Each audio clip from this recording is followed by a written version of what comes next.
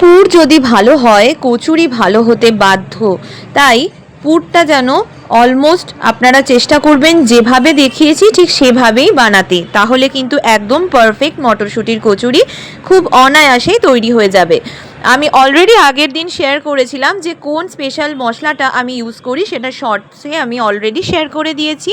যারা যারা দেখেননি অবশ্যই একবার চেক আউট করে নিতে পারেন। চলুন দেখে নিই কীভাবে আজকে মটরশুঁটির কচুরিটা এত সুন্দরভাবে আমি বানিয়ে ফেলেছি।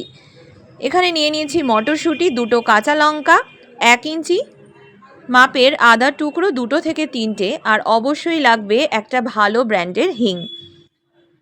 প্রথমে কড়াইতে সর্ষের তেল দিয়ে নেব 2 বড় চামচ। তেলটা যতক্ষণ গরম হচ্ছে, খুব সুন্দরভাবে গরম না হলে কিন্তু হিংটা দেবেন না। 1 চিমটি হিং দিয়ে দেবেন, এর বেশি হিংয়ের প্রয়োজন নেই। এরপরে কাঁচা লঙ্কা, আদা আর মটরশুঁটির যে পেস্টটা আমি একদম রেডি করেছিলাম সেটা দিয়ে দিলাম।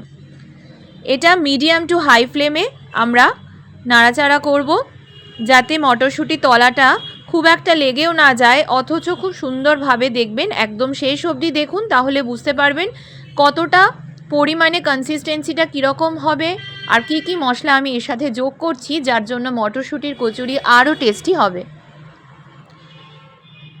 পরিমাণ মতো নুন দিয়ে দিয়েছি, আর এটা কিন্তু একদম কন্টিনিউয়াসলি আপনাদের নাড়তে হবে, না হলে তলা লেগে যেতে পারে। মাঝে মাঝে আঁচটা একটুখানি কমিয়ে নেবেন, একটু বাড়িয়ে নেবেন, এইভাবে বানাবেন।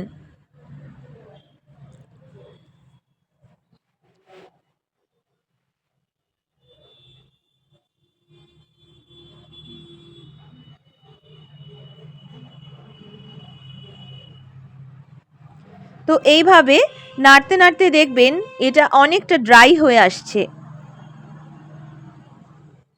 মোটামুটি 2 থেকে 3 মিনিট মতো মিডিয়াম ফ্লেমে এরকম নাড়তে থাকবেন। একটু যখন দেখবেন শুকিয়ে আসছে, তখন ভেজে রাখা মশলাটা দিয়ে দেব। এই ভাজা মশলার রেসিপি আমি অলরেডি শেয়ার করেছি, অসাধারণ লাগে।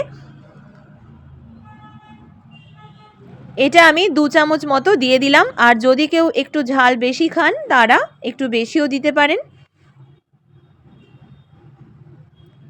তো এইভাবে কিন্তু এক নাগাড়ে আমাদের নাড়াচাড়া করতে হবে, তাহলে এটা অনেকটা ড্রাই হয়ে যাবে। দেখুন আগের থেকে কিন্তু অনেকটা ড্রাই হয়ে গেছে। এরপরে এখানে 1 চামচ মতো জোয়ান দিয়ে দিয়েছি, এটা কিন্তু ভাজা জোয়ান নয়, কাঁচা জোয়ান দিয়ে দিয়েছি। তারপরে ভালো করে এটা নাড়াচাড়া করব। এটাকে আমাদের আরও ড্রাই হতে হবে, তবে বেশি ড্রাই হয়ে গেলে কচুরি ফেটে যেতে পারে, তার জন্য সেমি ড্রাই অবস্থায় রাখতে হবে। সামান্য একটু তেল এখানে আমি অ্যাড করেছি।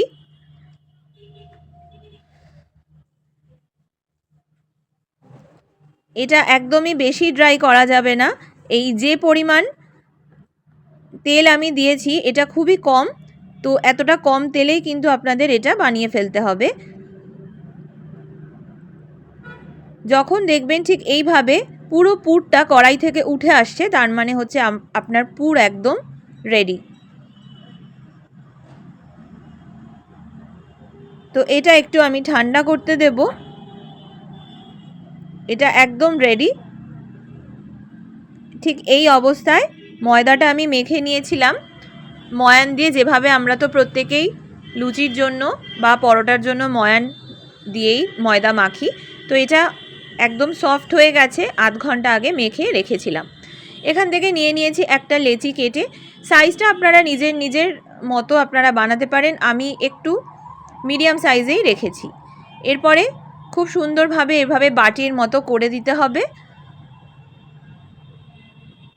তারপরে একদম ছোট্ট করে বলের মতো গড়ে নেব এই পুরটা, একদম ছোট্ট সাইজের।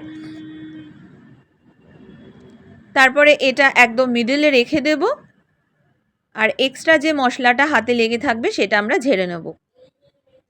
এবার ঠিক 2 হাতের বুড়ো আঙুল দিয়ে এটা ভালো করে চেপে চেপে দিয়ে লম্বালম্বিভাবে প্রথমে এটাকে পিঠের মতো করে নিয়ে তারপরে এদিক থেকে ওদিকের কোণটা একসাথে জয়েন করে নেব, ঠিক যেরকম মোদকের মতো দেখতে হয়।